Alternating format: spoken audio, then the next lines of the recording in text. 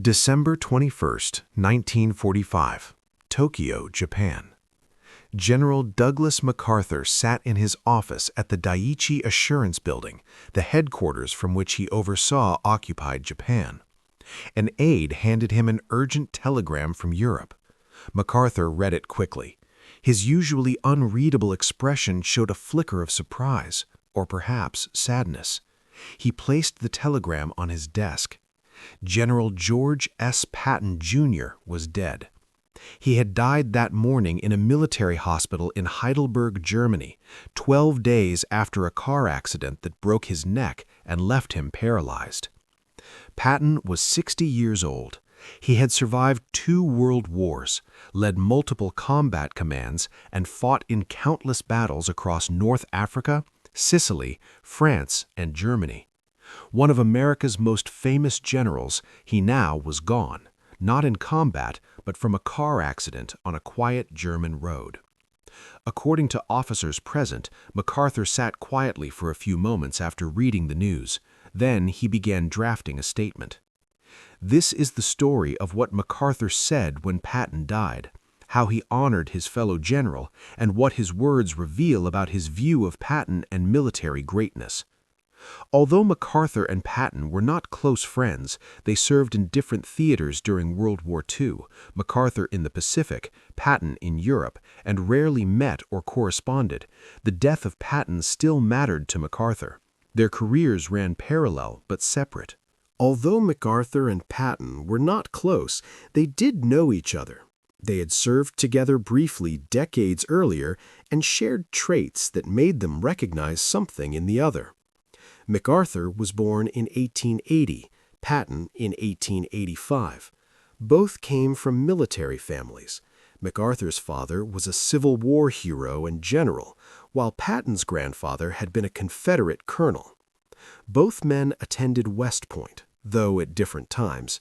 MacArthur graduated first in his class in 1903, while Patton graduated in 1909 after an extra year due to academic struggles.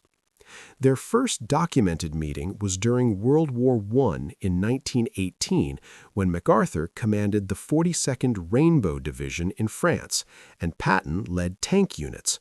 They met at least once, though details are scarce. After the war, their paths crossed again in the United States. In the 1920s and 30s, both were rising officers and saw each other at military events in Washington. Their most notable interaction came in 1932 during the Bonus Army incident. MacArthur, then Army Chief of Staff, was in charge of clearing World War I veterans from a protest camp in Washington, D.C., demanding early payment of bonuses. Patton, then a major, commanded cavalry and tank units that carried out MacArthur's orders. This operation was controversial, but showed the early professional connection between the two future generals. According to accounts from the time, Patton followed MacArthur's orders in 1932 without question. Years later, they would remember the event differently, but at the time, Patton served under MacArthur in a difficult and unpopular operation. After 1932, their paths went in different directions. MacArthur went to the Philippines to organize the Philippine Army, while Patton stayed in the U.S., continuing his career in the cavalry and later in armored forces. During World War II, they served in completely different theaters and had very little direct contact. They exchanged few, if any, letters, and mostly knew of each other's achievements through news and military reports. Still, both generals had similar approaches to warfare. They believed in aggressive offense, valued mobility and bold action, and carefully cultivated strong public images.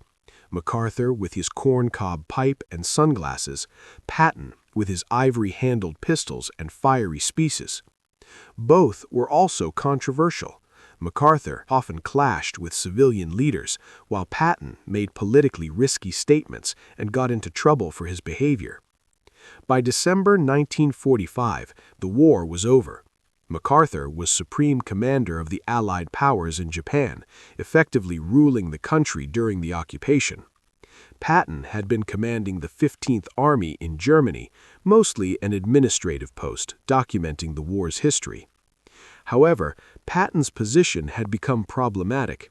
He made controversial remarks comparing Nazi Party membership to being a Democrat or Republican in the U.S., which caused outrage.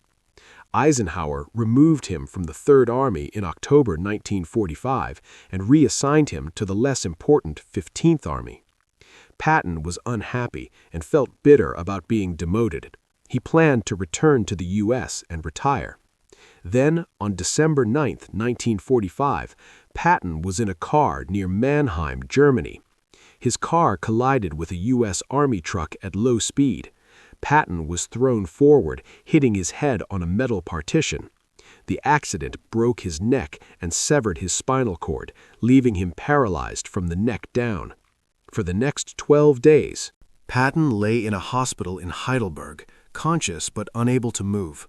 He knew he was dying. On December 21, 1945, at 5:50 p.m., he passed away from a pulmonary embolism and heart failure. The news spread quickly through military channels. By Tokyo time, it reached MacArthur on December 22, 1945. According to staff officers present, MacArthur read the telegram quietly and asked to be left alone for a few minutes. Afterward, he called in his staff and began dictating a statement about Patton's death. The official statement, preserved in military archives, said, "The death of General Patton is a great loss to the Army and to the nation. He was one of the most brilliant soldiers America has produced. His daring and resourcefulness were matched by his tactical skill and strategic vision. He was a great captain who will take his place in history with the finest field commanders of all time." This formal statement was typical of military tributes, but according to Colonel Sidney Huff, who was present, MacArthur spoke more freely before finalizing it. He reportedly said that Patton was a true warrior, a man born for war who struggled in peace. Huff suggested MacArthur saw Patton as someone whose natural place was on the battlefield, a thought MacArthur could relate to, as he too thrived in war and found peace frustrating. MacArthur's official statement was sent to Washington and released to the press. Newspaper reports on December 22, 1945, showed his tribute alongside statements from other leaders. General Eisenhower said, "General Patton was one of the most brilliant soldiers of his time. His boldness, energy, and tactical genius were vital to Allied victory in Europe." General George Marshall, Army Chief of Staff, said, "General Patton's death is a great loss to the Army and to the nation. He was a combat leader without peer." President Harry Truman said, "The nation has lost one of its greatest soldiers. General Patton's service in 2 world wars demonstrated the highest traditions of American military leadership." MacArthur's private comments, however, went further than his official statement. According to his biographer, William Manchester, MacArthur admired Patton's aggressive leadership and combat skill. He saw Patton as a kindred spirit, another general who understood that war required bold action, daring leadership, and a willingness to take risks. MacArthur also recognized that both he and Patton were controversial figures. Both had clashed with civilian leaders, disobeyed orders at times, and caused political problems. MacArthur rarely gave such full praise to other generals, so his description of Patton as one of the most brilliant soldiers America has produced reflected genuine respect. In the days after Patton's death, MacArthur was reportedly troubled that Patton had died in a car accident rather than in combat, the way a warrior like him might have expected. According to Colonel Sidney Huff, one of MacArthur's aides, MacArthur said it was tragic that a warrior like Patton didn't die in battle. This reflected a shared, almost romantic view of military service, that great generals belong on the battlefield, not taken by accidents in peacetime. MacArthur did not attend Patton's funeral. Patton was buried on December 24, 1945, at the American Military Cemetery in Luxembourg, among the soldiers of his Third Army. MacArthur stayed in Tokyo, focused on governing Japan, and did not send a personal representative or tribute beyond his official statement. The distance and his responsibilities made attending impossible. In the years after Patton's death, MacArthur occasionally spoke about him in speeches and interviews. He always spoke respectfully, praising Patton as a great combat leader. In his 1964 memoir, Reminiscences, MacArthur wrote, "George Patton was one of the great captains of war. His tactical brilliance and aggressive leadership contributed immeasurably to Allied victory in Europe." This matched his 1945 statement, respectful and admiring, but not deeply personal. The historical record shows that MacArthur and Patton respected each other, recognizing similar qualities: boldness, aggression, leadership, and a romantic view of war. However, they were not close friends, served in different theaters, and had limited personal interaction. When Patton died, MacArthur's official statement was formal and respectful. The death of General Patton is a great loss to the Army and to the nation. He was one of the most brilliant soldiers America has produced.